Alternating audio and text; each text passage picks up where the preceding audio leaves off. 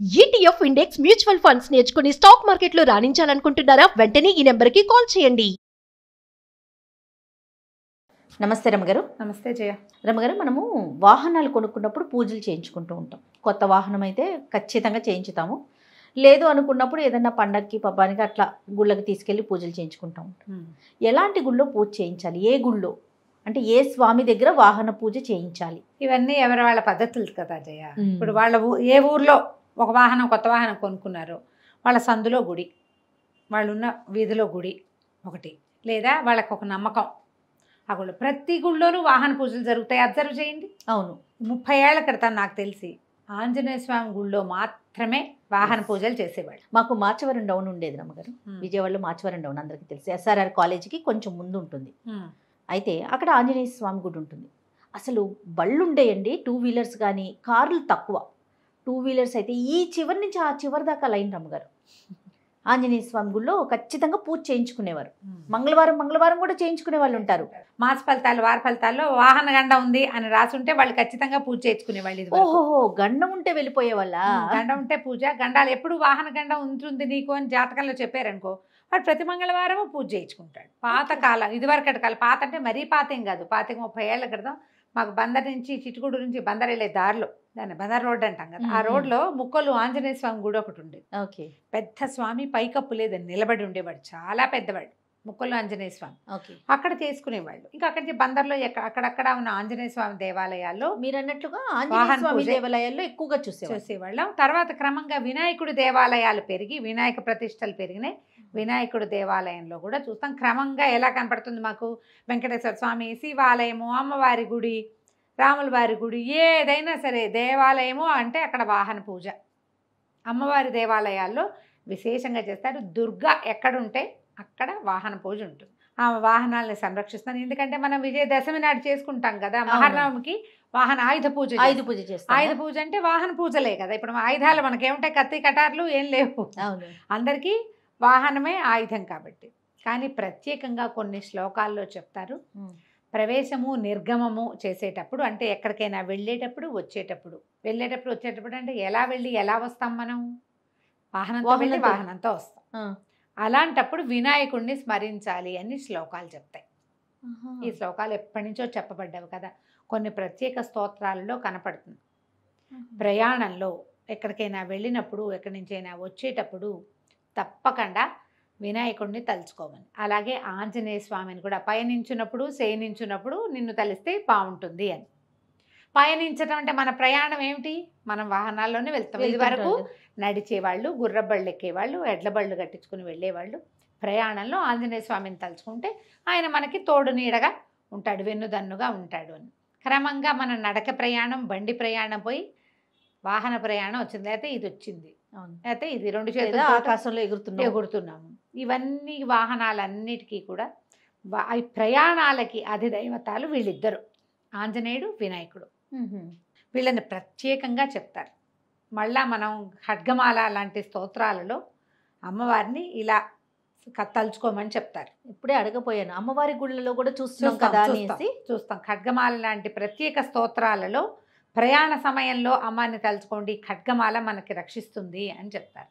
అందుకని మామూలు సాదాగా ఈ లలితాదేవి అలాంటి దేవాలయాల్లో, లక్ష్మీదేవి దేవాలయాల్లో కంటే దుర్గమ స్వరూపంతో ఉన్నది అమ్మవారు. అంటే ఆయుధపాణిగా కనపడుతుంది చూసావా, సింహం మీద కూర్చుని, అష్టాదశ బాహువులతోటి కనపడ్డము, 8 బాహువులైన అష్టబాహువులతో కనపడ్డము. చతుర్భుజిగా ఉన్న అమ్మవారు శాంతరూపిణి. ఓకే. అష్టభుజి, అష్టాదశ భుజిగా కనపడేది అమ్మవారు ఉగ్రస్వరూపిణి. అక్కడ అలాంటి దేవాలయాల దగ్గర పూజ చేసినా కూడా మంచి ఫలితం లభిస్తుందని చెప్తారు. ఇదే కాకుండా మన నమ్మకం, మనకు వెంకటేశ్వర స్వామి ఇలవేల్పు కులదైవం, ఆయన్నే నమ్ముకుంటాం. వెంకటేశ్వర స్వామికి వెళ్తాం. ఇప్పుడు సాయిబాబా గుళ్ళో కూడా చేస్తున్నారు వాహన పూజ. సాయిబాబా దేవాలయాల్లో కూడా చేస్తారు. దేవాలయంలో ఏముంది పూజ చేస్తారు, అదే ఒకటే ఏముంది. ఇంకా అన్ని చోట్ల చేసే పూజ అదే, ప్రత్యేకంగా వేరేవేమి ఉండవు. పూజా విధానం సేమే. టైర్లకు ముందు నిమ్మకాయలు పెడతారు, తర్వాత గవ్వలతో ఏదో ఒకటి కడతారు, కాలుకి పసుపు కుంకం చల్లుతారు. సేఫ్గా అవ్వాలి. ఈ సాధకుడు ఎవడైతే సాధకుడు అంటే అదే ప్రయాణం చేసేవాడు ఎవడో, ఓనర్ ఎవరైతే ఉన్నారో వాళ్ళకి మేలు జరగాలని ఆశీర్వచనం చేస్తారు. ఆ నిమ్మకాయలు తొక్కించి తీసుకెళ్ళిపోతారు. అవును. అంతే కదా పూజా విధానం అన్ని చోట్ల. నీ నమ్మకం ఆస్థ ఎక్కడ ఉంటుందో నువ్వు అక్కడ పూజ చేయిస్తావు. ఎక్కడ చేయించాలి అని ప్రశ్న వస్తే మాత్రం ఈ 3 చెప్పాలి. అమ్మవారి గుళ్ళో కానీ, ఆంజనేయ స్వామి గుళ్ళో కానీ, వినాయకుడు దేవాలయంలో కానీ చేయిస్తే మంచిది. మన అలవాటు, మన వెసులుబాటు, మన ఊళ్ళో పద్ధతి, మన ఫ్రెండ్స్ అంతా ఏం చేస్తున్నారు, మన ఇంట్లో అన్నయ్యలో ముందు కొనుక్కున్న వాళ్ళంతా ఏ గుళ్ళో పూజ చేయించారు, అవునవును, దాన్ని బట్టి మనం అలా చేసుకుంటాం. దీనికి సిద్ధాంతము, నియమము పురాతన కాలం నుంచి చెప్పబడింది ఏమీ లేదు. ఇంతకుముందు అన్నట్లుగా రమ్మగారు కొంతమంది మాస ఫలాలు చూసుకుంటారు. ఆ మాస ఫలాలు చూసుకున్నప్పుడు ఏదో గండమో అలా రాసింది అనుకోండి, వారం వారం వెళ్ళి పూజ చేయించుకుంటారు. నాకు తెలుసు ఒకళ్ళు, అందుకే ఖచ్చితంగా చెప్తున్నా. కొన్ని ఫ్యామిలీస్లో వీళ్ళు గండాలు చూసి, నాకు కూడా వాహన గండం అని ఉంటుంది. నేనేం వాహనం తోలుతాను అనుకుంటాను. నేను కూడా చూస్తా, చదువుతాను. ప్రతి వారము పత్రికలో ఉన్న వార ఫలితం చదువుతాను. నాకు అలవాటు ఏముండదు, అసలు చదవటం మీద ఒక ఇంట్రెస్ట్. తర్వాత ఆలోచించాను, కానీ నాకు వాహన గండం అని ఉంటుంది. ముందు వాహనం కొనుక్కో అని చెప్తుంటారు మా వాళ్ళు. ముందు వాహనం కొనుక్కో, కారు కొనుక్కున్నాక ఆలోచిద్దు కానీ అమ్మా గండం గురించి అని. 2 వీలర్ డ్రైవ్ చేయడం దాదాపుగా మానేశాను. అవును, ఇది వరకు డ్రైవ్ చేసేదాన్ని, ఇప్పుడు అది కూడా లేదు. నేను ఇక్కడికి రావడమే సరిపోతుంది, అది లేదు. అవును, ఏం గండాలు నా మొహం. నేను రమ్మగారు రోడ్డు మీద వెళ్తా ఉన్నా కూడా వేరే వాహనం అలా కూడా కావచ్చు. నేనేమనుకుంటానంటే రోజు నేను దుర్గ చదువుకుంటా. దుర్గ ప్రతిరోజు చదువుతా. ద్వాత్రింశత్ నామావళి అమ్మవారిది.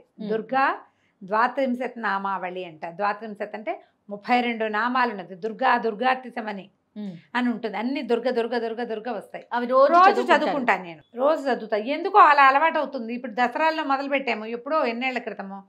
అది చదివితే ఏదో ఒక బ్లడ్ పరుగులు తీస్తుంది. అవునా, ట్రై చేసి చూడండి. ఎవరికైనా ఇంట్రెస్ట్ ఉంటే, దుర్గాదేవి ఇంట్రెస్ట్ ఉంటే చదువుకుంటే ఎలా ఉంటుంది. పొద్దున్న నిద్రలు ఇచ్చినప్పుడు చచ్చుగా బద్ధకంగా విసగటగా ఉందనుకో, ఈ నామావళి పూర్తయ్యేసరికి యాక్టివ్గా ఉన్న ఫీలింగ్ వస్తుంది. మరి ఉత్సాహం వస్తుంది. అన్నిసార్లు దుర్గా దుర్గా దుర్గా అనేసరికి 32 సార్లు అంటాం. మరి ఓకే, 32 నామాలు అవి. ధనుంజయ కృత ద్వాత్రింశ నామావళి అని అర్జునుడు చేశాడని ఒక కథనం. ఎప్పుడో మొదలుపెట్టాను నేను, 19-20 ఏళ్ల క్రితమో. అప్పటి నుంచి చదువుతూనే ఉన్నా. నేను అనుకుంటా ఒకవేళ ఏవైనా ప్రమాదాలు రావాల్సి ఉన్నా దీనివల్ల పోతాయేమో. మరి నమ్మకం అంతే.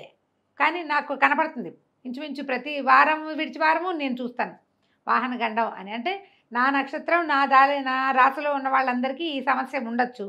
ఎవరెవరు ఏమేం చేసుకుంటారు. యాక్సిడెంట్ అంటే పెద్దగా బండ్లే గుద్దేయక్కర్లా, మెట్లు దిగుతూ చెప్పు జారినా సరే యాక్సిడెంటే కదా. అయితే ఇది ఇంగ్లీష్ యాక్సిడెంట్. అయితే వాహన గండం అన్నారనుకో, వాడైనా మనం గుద్దొచ్చు, మనమైనా ఎవరైనా గుద్దొచ్చు. ఓకే, మీకు ఆ రకమైన నమ్మకం ఉంటే దుర్గని తలుచుకోవాలి. దుర్గాదేవిని తలుచుకుంటే ఎంతో బాగుంటుంది. ప్రయాణాల్లో మనకి ఇబ్బంది లేకుండా ఉంటుంది. పూజ ఏది చేసినా మంచిదేనమ్మా, ఎక్కడ చేసినా మంచిదే. ఫలానాదే చేయాలన్న ప్రశ్నలు ఏదీ లేదు, ఇదే సమాధానము కాదు.